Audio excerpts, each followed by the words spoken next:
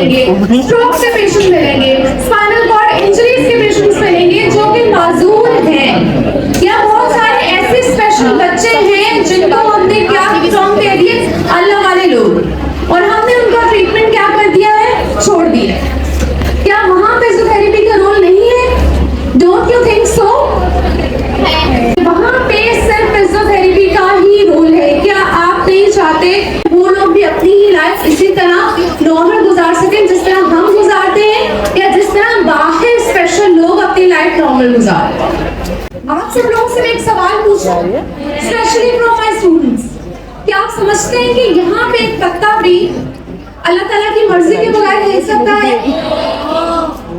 कोई बोलता है कि हिल सकता है, तो आपको क्या लगता है कि अगर आप इस फील्ड में आए हैं तो आप अपनी मर्जी से आए हैं या अल्लाह ताला आपको लेके आए?